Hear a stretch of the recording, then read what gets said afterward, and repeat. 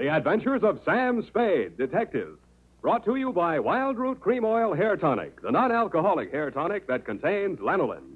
Wild Root Cream Oil. Again and again, the choice of men who put good grooming first.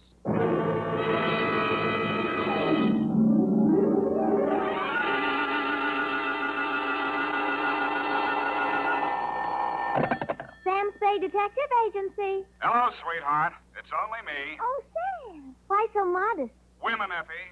Age cannot weather nor custom stale their infinite variety. Huh? Against their incalculable wiles, mere man is a leaf in the wind. Oh, Sam, do you really... Oh. Who was she and how windy was it? Cyclonic, Effie. We had to close every window in the house. But If you will just contain your natural feminine curiosity for a few moments, I'll be right down to dictate my report on the bow window caper.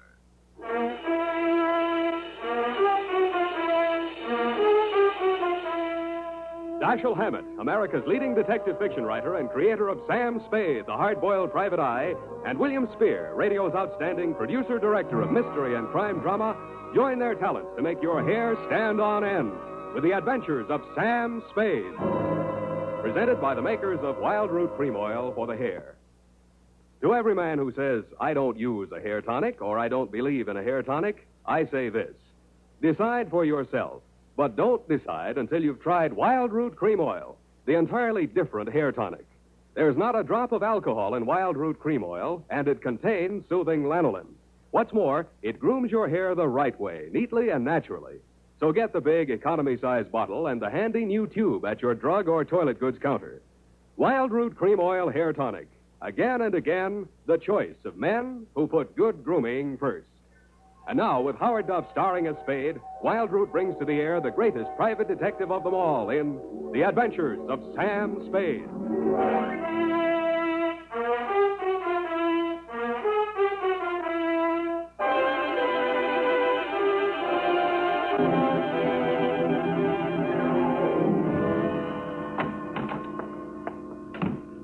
Sam, what's a bow window? A bow window. Bow window is a bay window that you look into instead of out of. Look into instead of out. Oh. Oh, Sam. Get your book, Panther Girl, and slink on in. What was he trying to see through the bow window? I mean, whose house was it? Her own. But if it was her own house, then why would she It look... just goes to show you, darling, what some women will stoop to. It does? Mm-hmm. There was a low window. Oh. Well, whenever you're ready, Sam. Date November 10. Ninth. 9th. Correct. 1947. To Dr. Helmut Ries. I was right for once. Yeah. From Samuel Spade, license number 137596. Subject, the bow window caper.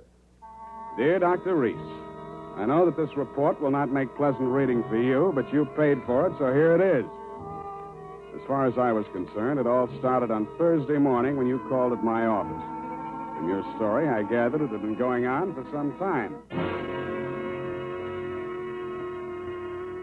You will say these are merely the actions of a jealous woman, Mr. Spade. But I assure you there's more to it than that. It must be a carefully thought-out plan to ruin my career, my whole life. In what way, Dr. Reese? She spies on my private consultations, insults my women patients. I can no longer even keep a nurse for more than a week at a time. Scenes, hysterics, outbursts of violence. I cannot continue my work under such conditions. Well, why don't you give her a divorce? Why, no. This is not her desire. If it were, it would be simple. No, she wants to bring me to ruin. She wants to see me on my knees in front of the popular. Why? That is what I want to find out. Why? Doctor, I think you ought to take this case to a head doctor. I have consulted a psychiatrist. He examined her. She's perfectly competent mentally. So you see, there is here already some mystery, for which one comes to a detective. How long has this been going on, Dr. Reese? Since 3 months only. But in this time, she has reduced me to utter desolation. Dr. Reese was a very good divorce lawyer right down the hall from my office. No. I discussed the matter of a divorce with her a few days back. This was her answer. You see, a receipt for the purchase of a gun. And this note in her handwriting. I hope you will not force me to use this. Esther. Yes.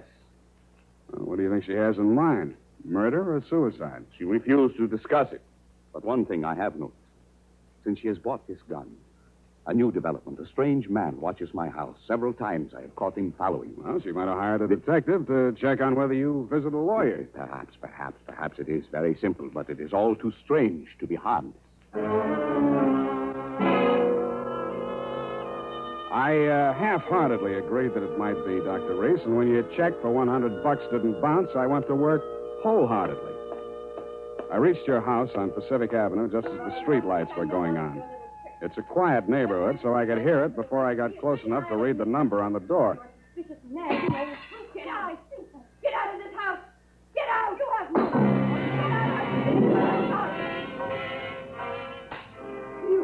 They seemed to be slugging their way toward the back of the house, so I decided to risk an entrance. I found the doorbell, and I was about to punch it when I caught sight of your mystery man. He was crouched in a clump of shrubbery that grew under the bow window at the corner of the house. He was still there with his eyes glued to the window when I walked up behind him. Hey, let go of me. Let go. Come on, you're going inside. Listen, I'm not just a snooper. I didn't say you were. I'm just inviting you inside for a better look. Now, I'm warning you, if you don't let go of me, I'm... Stop squirming, will you? Go!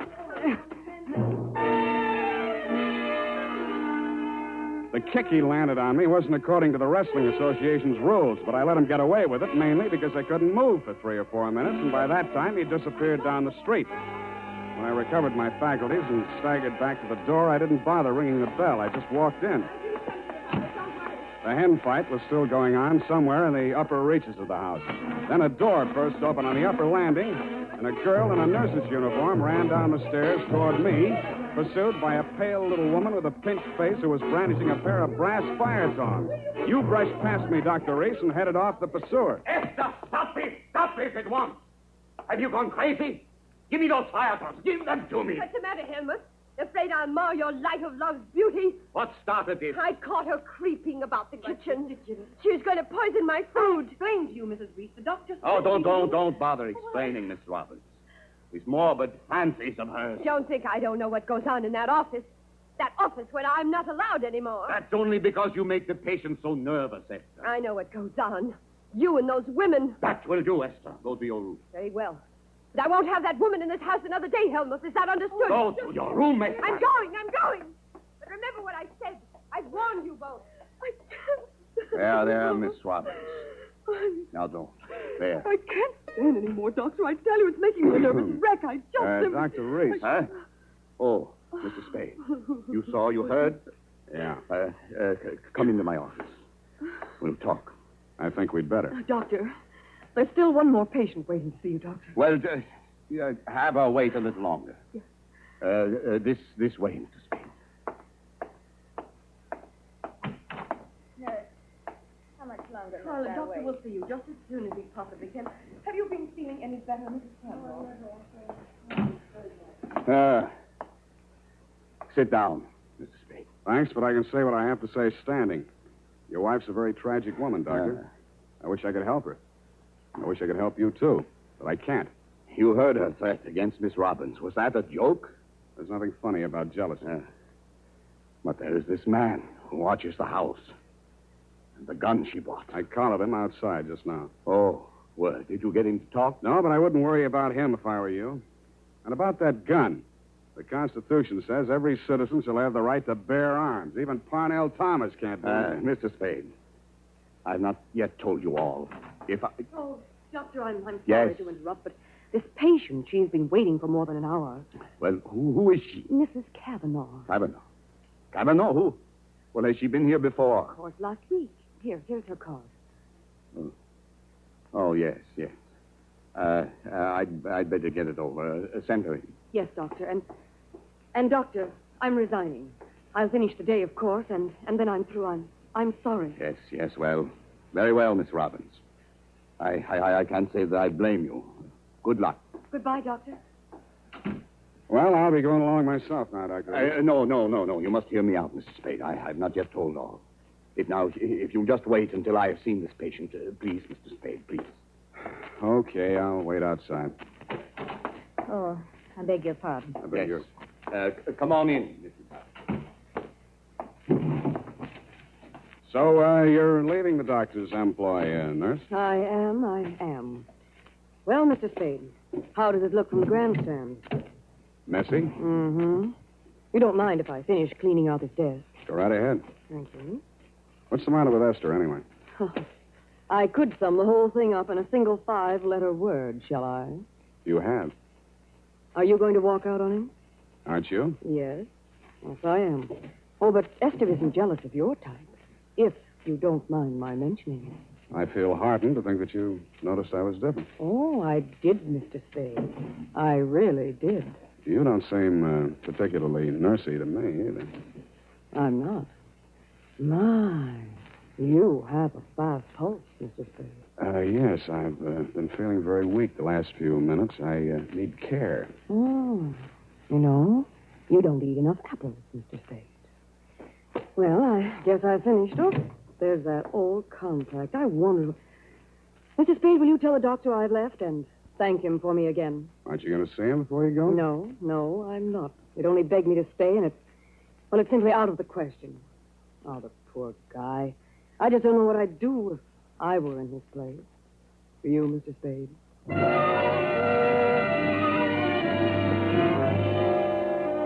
I did, and I told her. She told me I was a victim of hypertension and left me with my mouth open and no thermometer in it.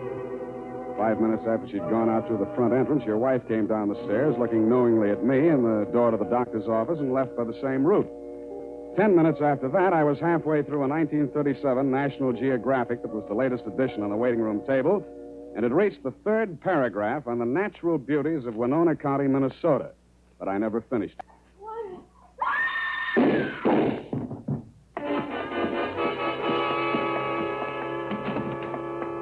The first thing I saw when I entered the room was Mrs. Kavanaugh, your patient.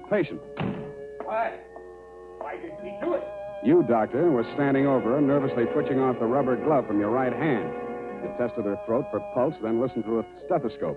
It was purely a formality. One of the .38 caliber slugs had entered the right temple. The other had torn through the base of the skull. How did it happen? I don't know. I had completed the examination and walked over there to put my instruments away. When I turned back, she had a gun in her hand. Before I could stop her, she pulled the trigger. Suicide, of course. Why? Well, I just told her the truth, that there was nothing I or any other doctor could do for her. But she had perhaps a month, perhaps less. She had suffered great pain, of course, for some time. Uh-huh. You saw her shoot herself, you say? Yes. The gun, she took it out of my desk drawer. I'd removed it from my wife's room earlier today. I see. Well, Doctor, this is the neatest suicide I ever saw. No powder burns, and from the way she's lying, she must have shot herself in the direction of that window, at least 10 feet away. She screamed before the shots were fired and had time to fire a second bullet into her head and throw the gun across the room before she fell. Well, Helmut, at last it's happened, hasn't it? Esther, leave this room. I told Helmut one of the husbands would catch up with him. Pretty, wasn't she? I don't remember this one.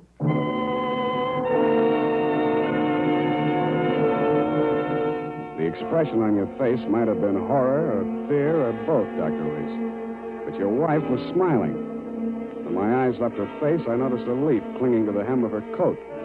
It might have come from the shrub that grew up against the house. And her shoes were splotched with mud that could have and probably did come from the cultivated flower bed just outside the bow window.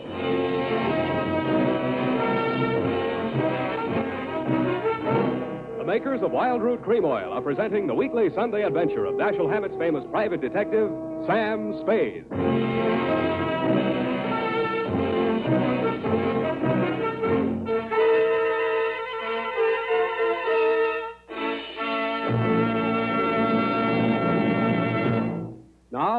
Now, here's important news on good grooming. Better than 4 out of 5 users of Wild Root Cream Oil say they prefer Wild Root Cream Oil to all other hair tonics. Here is new and even more conclusive evidence that Wild Root Cream Oil is again and again the choice of men who put good grooming first. So if you want the well-groomed look that helps you get ahead socially and on the job, listen. Recently, thousands of people from coast to coast who bought Wild Root Cream Oil for the first time were asked, how does Wild Root Cream Oil compare with the hair tonic you previously used? The results were amazing. Better than 4 out of 5 who replied said they preferred Wild Root Cream Oil. And no wonder. It gives you the advantages that men consider most important. Wild Root Cream Oil grooms your hair neatly and naturally, relieves annoying dryness, and removes loose dandruff. What's more, non-alcoholic Wild Root Cream Oil is the only leading hair tonic that contains soothing lanolin. That's like the oil of your skin. So ask for Wild Root Cream Oil. Again and again, the choice of men who put good grooming first.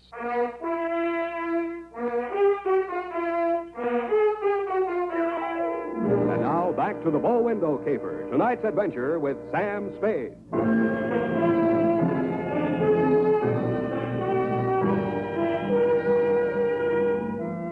Obviously, there were two equally good suspects in the Kavanaugh murder.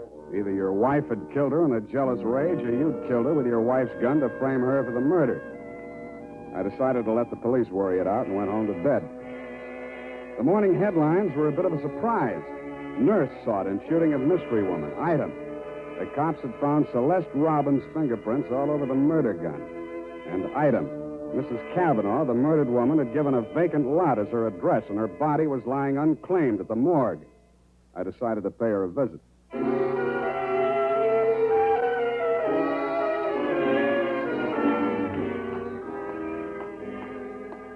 Maxie, hey, Maxie.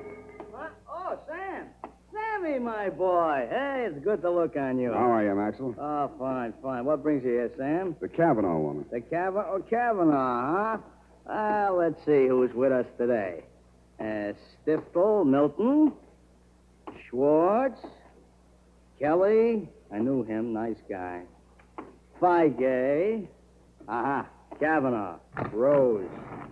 Hello, Rose. Hey, Sam, don't you want to look at Rose? No, I've seen her. Ah. Yeah, just checked her back in. Autopsy. Say, you do collect queer ones, Sam. Now, you take her. Why would anybody in the world knock her off? In her condition, all he needed to do was wait. A month, couple of weeks. Bad as that, huh? Worse. Anybody claim her yet? Well, they...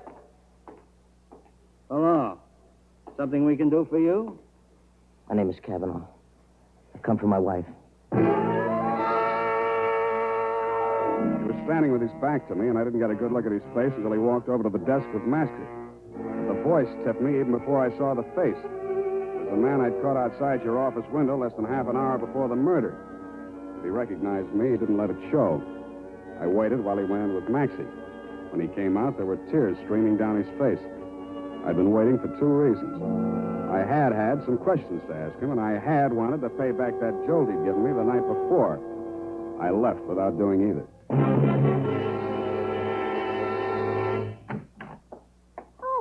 Hello, Sam. Oh, sweetheart, any calls? Lieutenant Dundee of Homicide, Yeah. Dr. Reese, Mm-hmm. and there's a girl waiting inside. Wouldn't give any names. So you let her wait in my private office. And I don't think you'll mind when you've seen her. She's by way of being a knockout. Well, thank you, Effie. That was very thoughtful of you, John. You're welcome, Sam. Sam, please don't be angry with me for coming here. I had to talk to somebody. What you need is a good criminal lawyer, Nurse Robin. Oh, no. Do you think I killed that woman? How did your prints get on that gun? And don't tell me she threatened you with it and you grabbed it out of her hand. No, I didn't. I did nothing at all. Take it easy, Nurse. Take it easy. Would you like a drink or something? No, of course. Thank you anyway. I'll be all right. Well, she came in from shopping 3 days ago. Just as nice as pie. And she came creeping around. You know how she is. And she said, I bought something today. It's lovely. And with that, she hauled this gun out of her handbag.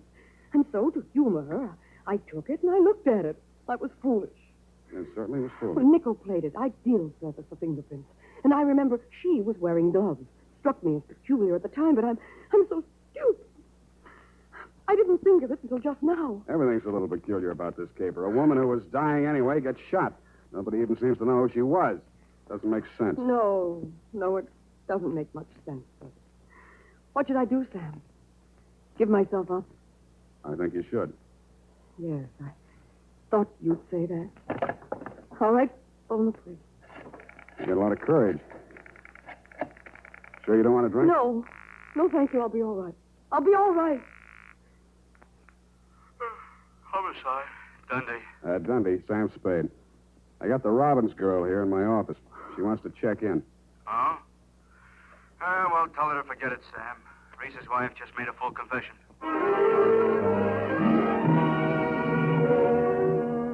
That tore it. In my anxiety to see how you were bearing up under the shock, Doctor, I blew $1.50 of your money on a taxi all the way out to your address on Pacific Avenue. To my astonishment, you were wearing a look of real distress. I don't understand it, Mr. Spade. This confessing, it's not like her. It's all too strange to be harmless. Dr. Reed, I'd like to talk to you alone. Do you mind, Mr. Spade? Go right ahead.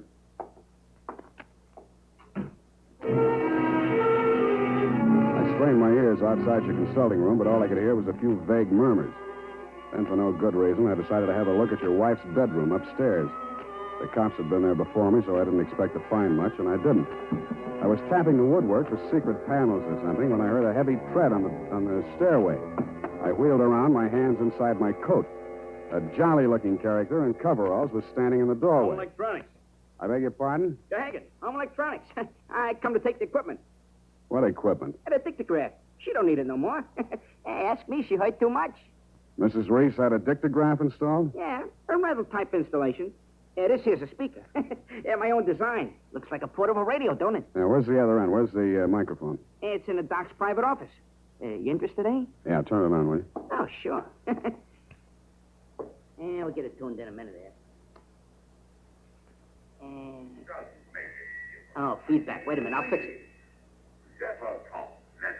What can she tell? I don't know. But it's uncanny the way she Nice, knew huh? things. Every word we spoke together. That's because of the dictograph. They rig, huh? Shut up. My angel, we cannot allow this terrible tragedy to come between us. We love each other. Nothing can change that. Oh, boy. That's as nice, ain't it? Quiet. I just know, please don't. Now stop it, Helmut. I don't want you. Please don't. What is it, Celeste? What has happened to Jane? What has happened? You asked that. When I've been attacked by a madwoman and accused of murder all in the space of 12 hours. But it's all over now. Just so, Helmut. Yes, it's all over. Well, can't you turn it up a little more? Oh, sure, turn it up. Hold it. Definitely over, it's over. And I'm very, very ashamed. I suppose it was my usual thing. I always get sorry for a poor, weak man and get involved. But this time, I'm sorry for her. Celeste, please. When I was a kid, I liked it. It used to make me feel powerful and, well, to watch them squirm. But it's no fun anymore watching another woman in the agonies of jealousy. And you, I thought you were just weak. You're a brutal, unscrupulous murderer. What are you saying, Celeste? You killed Mrs. Cavanaugh. Why, that's impossible. You stood deliberately in that window and you fired 2 shots right at Hey, what gives you? Why weren't my rehearsed the play or fingerprints on that gun? because you were wearing your rubber gloves, Doctor. Celeste, don't say any more. No.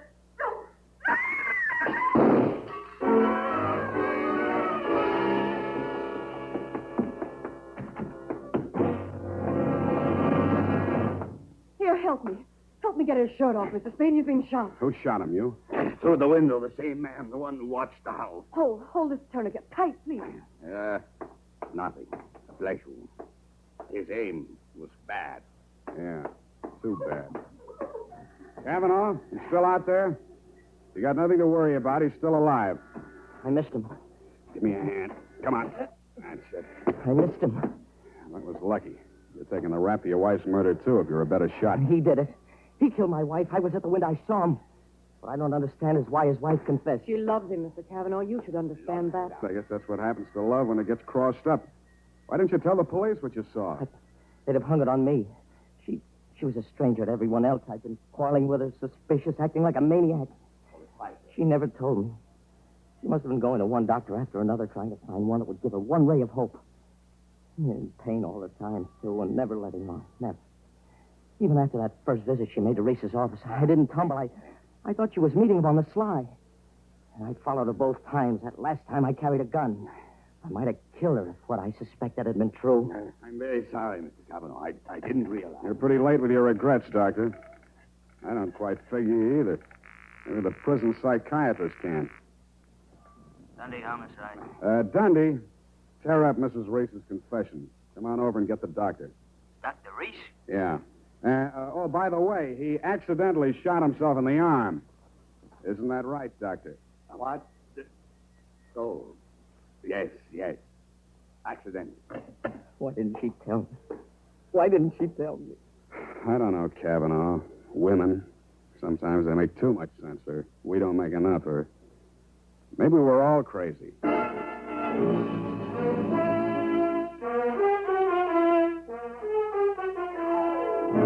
And that, Dr. Reese, is the crop. The risk of laboring a point. There's also the mystery of why a nice girl like Celeste Robbins ever fell for a guy like you.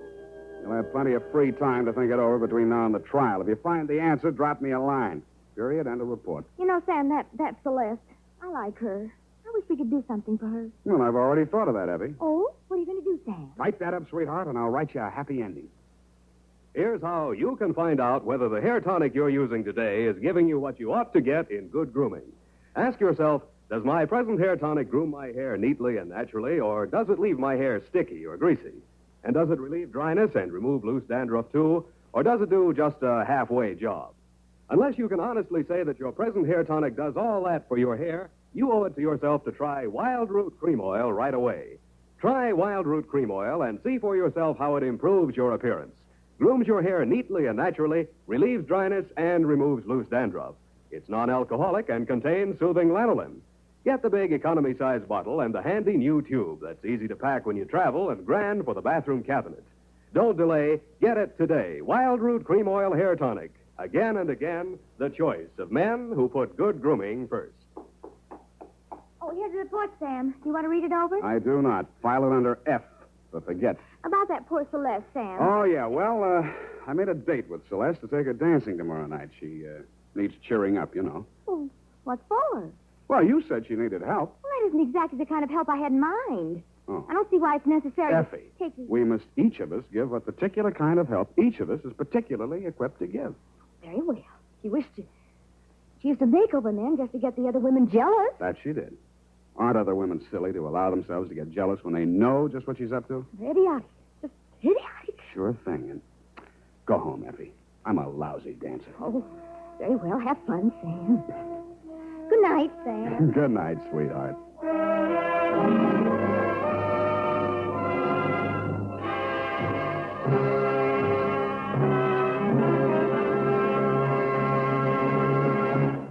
The Adventures of Sam Spade, Dashiell Hammett's famous private detective, are produced and directed by William Spear. Sam Spade is played by Howard Duff. Lorene Tuttle is Effie. The Adventures of Sam Spade are written for radio by Bob Tallman and Gil Dowd, with musical direction by Lud Gluskin. This is Dick Joy, reminding you that next Sunday, author Dashiell Hammett and producer William Spear join forces for another adventure with Sam Spade, brought to you by Wild Root Cream Oil. Again and again, the choice of men who put good grooming first.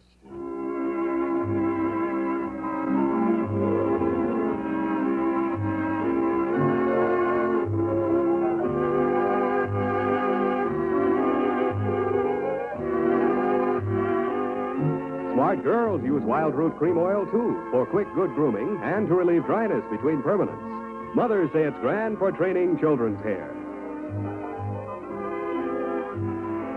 This is CBS, the Columbia Broadcasting System.